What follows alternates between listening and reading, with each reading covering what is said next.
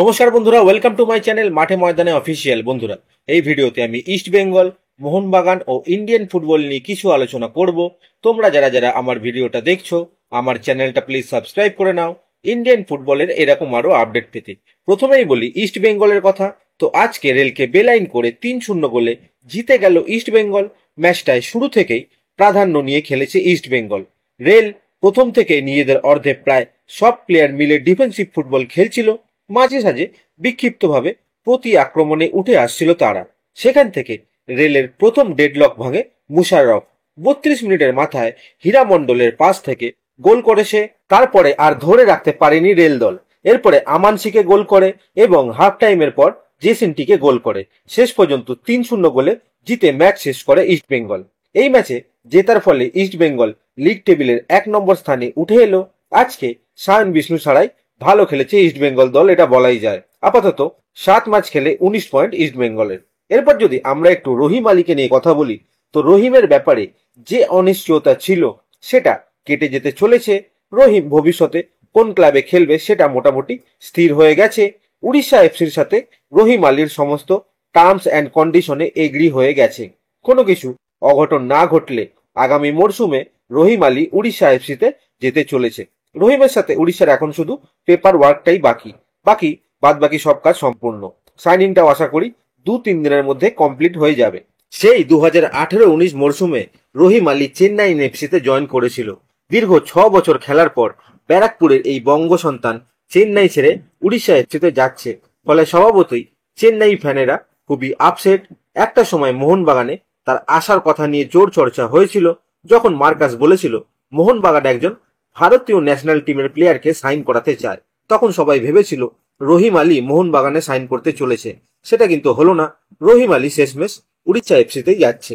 এরপর যদি আমরা একটু আনোয়ার আলীকে নিয়ে কথা বলি, তো আজকে একটা খবর খুব ছড়িয়ে পড়ে যে আনোয়ার ইস্যুতে কালকে মিটিং এ যেতে চাইছে না ইস্ট বেঙ্গল ও দিল্লি এফসি।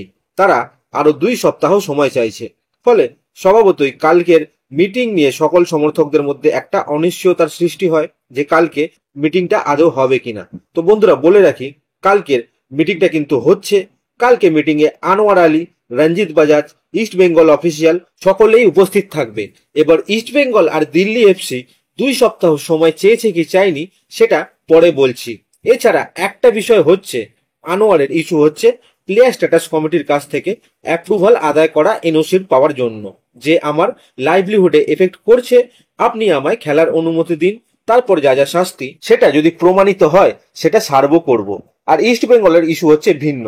তারা আনোয়ার কেসে কতটা দায়ী সেটা দেখা হবে, তার উপর ভিত্তি করে তাদের জরিমানা হবে কি হবে না সেটা স্থির করা হবে। সুতরাং দুটো ইস্যু কিন্তু ভিন্ন। এবার কালকে দিল্লি এফসি আর ইস্ট বেঙ্গল জবাব দেবে কি দেবে না সেটা কারো যায় আসে না। মেন সবাই এটা দেখতে চায় আনোয়ারের কাল কি হয়, এনওসি পাওয়ার সে অনুমতি পায় কি পায় না, কাল সেটা কিন্তু মূল বিষয়।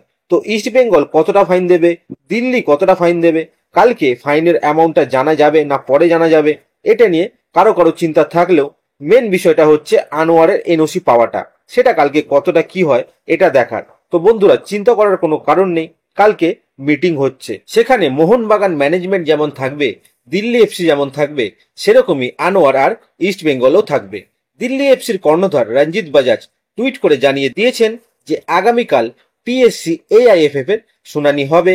আমরা শুনানির জন্য আরো সময় চাইনি, আমরা জমা দেওয়ার জন্য সময় চেয়েছিলাম, যা একটা আইনি অধিকার। দুটোর মধ্যে কিন্তু বিশাল পার্থক্য এবং আগামীকাল শুনানি অত্যন্ত গুরুত্বপূর্ণ। তো এটা টুইট করে কিন্তু রঞ্জিত বাজাজ বলেছেন। ডিসিশন কি হবে সেটা জানা নেই, সেটা কাল 12টার পরেই জানা যাবে। তো সেটার জন্য এখন অপেক্ষা করা হোক।